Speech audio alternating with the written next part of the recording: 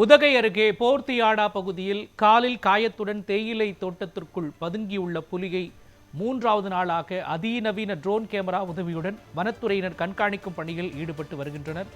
இதுகுறித்த கூடுதல் விவரங்களை நமது செய்தியாளர் பிரபு வழங்க கேட்கலாம்.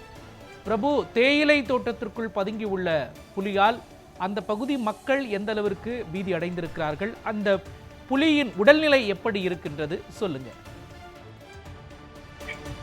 நீலகிரி மாவட்டம் உதகை அருகே அமைந்துள்ள போர்த்தியாடா கிராமத்தில் உள்ள தனியார் தேயிலை தோட்டத்தில் கடந்த 3 நாட்களாக காலில் காயங்களுடன் புலியானது நடமாடி வருகிறது.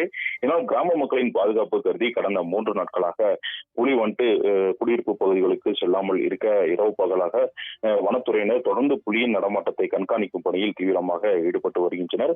இந்த நிலையில் தேயிலை தோட்டத்தில் புலி பதுங்கி இருப்பதை உறுதி செய்வதற்காக ட்ரோன் கேமராக்கள் மூலம் தொடர்ந்து வனத்துறையினர் கண்காணிப்பு பணிகளில் ஈடுபட்டு வருகின்றனர். அப்போது தேயிலை தோட்டத்தின் நடுவே புலி இருப்பது தொடர்ந்து உறுதி செய்யப்பட்டு வருகிறது. இதனால் வனத்துறையினர் தொடர்ந்து இந்த புலி நடமாட்டத்தை கண்காணித்தும் தோட்ட தொழிலாளர்களின் பாதுகாப்பு கருதி 3வது நாளாக இன்றும் அப்பகுதியில் தேயிலை பறிக்கவும் கால்நடைகளை மேய்ச்சலுக்கு அனுப்ப வேண்டாம் எனவும் பொதுமக்கள் யாரும் அப்பகுதிக்கு செல்ல வேண்டாம் என வனத்துறையினர் எச்சரிக்கை விடுத்துள்ளனர். மேலும் தொடர்ந்து இந்த காலில் காயங்களுடன் சுற்றித் திரியும் புலியின் நடமாட்டத்தை கண்காணிப்பதோடு மட்டுமல்லாமல் அதன் உடல்நிலையும் கண்டறிந்து அதற்கு அடுத்த கட்ட நடவடிக்கைகள் எவ்வாறு மேற்கொள்ளலாம் என வனத்துறையினர் தொடர்ந்து திட்டமிட்டு வருகின்றனர். மோகன், விவரங்களையும் காட்சிகளையும் வழங்கியதற்கு நன்றி பிரபு. அதாவது நேற்று ஒரு 11 மணியில் புலி இருக்குது அப்படின்னு சொல்லி பார்த்தோன்னா, ஃபஸ்ட்டு சொல்லும்போது பேக்கரிக்கு பேக் சைடில் இறந்துருக்கு அப்படின்னு சொன்னாங்க.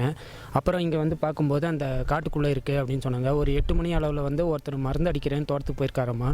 அப்போது தோட்டத்துக்கு போகும்போது அந்த புலி இருந்திருக்காமா. அவர் சித்தப்பா பார்த்து தான் சொல்லியிருக்காரு.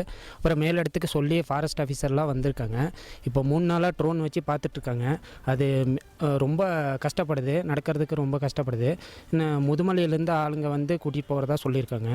மற்றபடி ஒன்றும் இது இல்லைண்ணா. 2 நாளாக யாரும் டீயெல்லாம் பறிக்க போகல. பனி டைம் ஆகும்போது யாரும் போகாமல் இருக்காங்க. அது இல்லாமல் அந்த புலி இருக்கிறதுனால பயப்பட்டுட்டு யாரும் அங்கே போகாமல் இருக்காங்க.